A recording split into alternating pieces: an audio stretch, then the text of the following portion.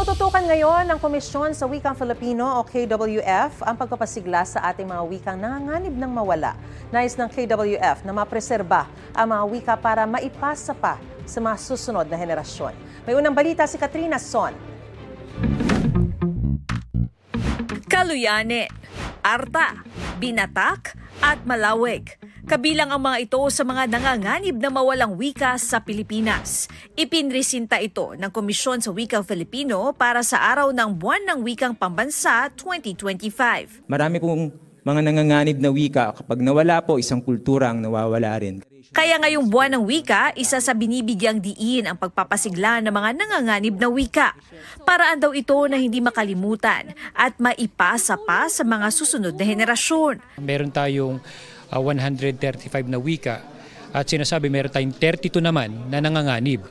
Kasi meron tayong batayan din na pamantayan sa language endangerment na ginagamit ng Komisyon sa Wika para sabihin kung nanganganib na at nanganganib na maglaho yung isang wika.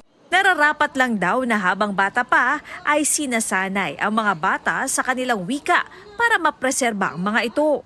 Kaya ang panawagan natin dapat ang ating ginagamit sa pang-araw-araw na talakayan, diskurso, pagpapalitan ng mga kuro-kuro at opinyon, kahit sa media, dapat natin pinalalawig ang paggamit ng wikang Filipino at mga katutubong wika sa Pilipinas. May mga proyekto rin daw ang KWF para mapreserba ang mga nanganganib na wika. Meron tayong bahay wika sa Abukay, Bataan na nagsimula pa po ng 2018 at hanggang ngayon po ay sinusubaybayan namin dahil ang LGU po ay nangangasiwa na po ng bahay wika sa Abukay, Bataan.